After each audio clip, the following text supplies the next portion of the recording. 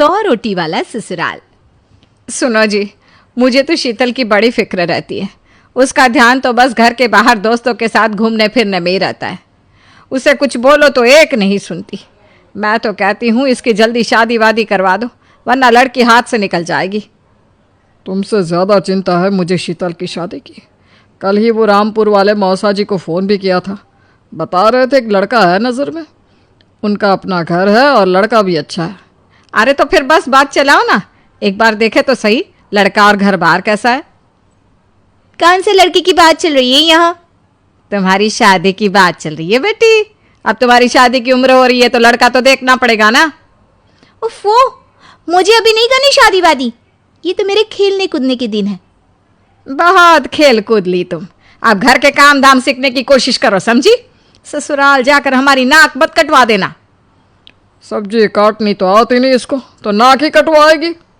अरे मैं इसे शादी तक अच्छे से सब सिखा दूंगी। आप तो बस उस लड़के से इसकी शादी के बाद चलवाओ। कुछ दिनों बाद कुणाल और उसकी माँ शीतल को देखने घर आते हैं। कुणाल दिखने में बड़ा ही स्मार्ट होता है। शीतल तो उसे देखती ही रह जाती है। देखो जी, हमारी कोई डिमांड तो है नहीं, बस हम चाहते हैं कि लड़की घरेलू हो, घर के सारे कामकाज संभाल ले। अब आपके परिवार में तो बस 3 ही लोग हैं, पर हमारा तो खूब भरा पूरा परिवार है। बाकी हमें लड़की के घूमने फिरने दोस्तों से मिलने से कोई दिक्कत नहीं है। घर का काम करने के बाद जो चाहे सो करे। अरे वाह, ये तो इतने बढ़िया लोग हैं। लड़का भी इतना स्मार्ट है और ऊपर से इन्हें मेरे घूमने फिरने से भी कोई दिक्कत नहीं है। हे भगवान, तूने तो बिना मांगे ही मुझे सब दे दिया। बताओ जी, और क्या चाहिए हमें? हमारी तरफ से तो रिश्ता पक्का है जी। बस फिर तो हंसी खुशी शीतल और कुणाल की शादी हो जाती है। शीतल मन ही मन बड़ी खुश होती है और उसी खुशी के साथ वो अपने ससुराल में कदम रखती है। आओ बहू, तुम्हारा अपने ससुराल में स्वागत है। ये मिलो अपने परिवार से। ये तुम्हारे ससुर जी, तुम्हारी ननद सुनीता और गीता, सुनीता के पति राजेश और उनके 2 बच्चे राजू और चिंटू। ये ना हमारे साथ यहीं रहते हैं। ये तुम्हारी दादी सास है और बाकी लोग अभी बाहर गए हुए हैं। इतने सारे लोग, ये सब यहीं रहते हैं इस घर में? अरे अभी तो मेरे देवर देवरानी और उनके 3 बच्चे यहाँ नहीं है। उसके मायके में भी शादी थी ना, तो बस वहीं गई है। कल तक आ जाएंगे। हे भगवान, ये घर है या धर्मशाला? ये सब एक साथ इस घर में कैसे रहते हैं? मुझे तो पता ही नहीं था इनका इतना बड़ा परिवार है। अब समझी कि कोई डिमांड क्यों नहीं की इन्होंने। ये सब चाल चले मेरे साथ।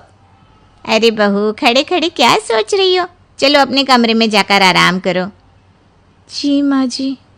अगले दिन शीतल का ससुराल में पहला दिन होता है। शीतल रसोई में जाकर सबके लिए खीर बनाने लगती है। तभी उसके ननद सुनीता आती है। अरे वाह भाभी, आज क्या बना रही हो? बस दीदी, आज वो पहली रसोई है ना, तो खीर बना रही थी। अरे भाभी, ये खीर वीर रहने दो। घर में 4 लोगों को शुगर है और कुछ लोग मीठा ही नहीं खाते। आप ना सीधा खाना ही बना दो। क्या फ़र्क पड़ता है, मीठा बने या नमकीन? बस बहू के हाथ की पहली रसोई होनी चाहिए ना। जी दीदी, तो फिर मैं खाना ही बना देती हूँ। आप बता दो खाने में क्या बनेगा? बस सिंपल सी कोई सब्जी बना दो, जैसे आलू गोभी या आलू मटर, और उसके साथ रोटियां सेक दो। हमारे परिवार में अब तुम्हें मिलाकर पूरे 20 लोग हो गए हैं। 15 बड़े और 5 बच्चे। बड़ों की 6 और बच्चों की 2 के हिसाब से रोटी बना देना। चलो मैं चलती हूँ, सब देख लेना। हाँ, बड़ों की 6 रोटी, मतलब कि 15 लोगों की 90 रोटियाँ, और बच्चों की 2 रोटी, मतलब 5 बच्चों की 10 रोटियाँ। 90 और 10 मतलब कुल मिलाकर 100 रोटियाँ। हाय, मैं तो मर गई। 100 रोटी अकेले कैसे बनाऊंगी? माँ, ये तुमने मेरी शादी कहाँ कर दी? शादी से पहले तो मैंने कभी 4 रोटी से ज़्यादा नहीं बनाई। शीतल एक बड़ी सी परात में 100 लोगों के हिसाब से आटा निकालती है और उसे गूंथना शुरू करती है। आटा गूंथते गूंथते शीतल के पसीने छूट जाते हैं। उसके बाद बारी आती है रोटी बनाने की। शीतल एक एक करके रोटी बनाना शुरू करती है और 10 रोटी बनाते ही अपनी कमर पकड़ लेती है। हाय, मैं मर गई। मेरी कमर टूट गई खड़े खड़े, और ऊपर से इतनी गर्मी। मैं 100 रोटियाँ कैसे बनाऊंगी?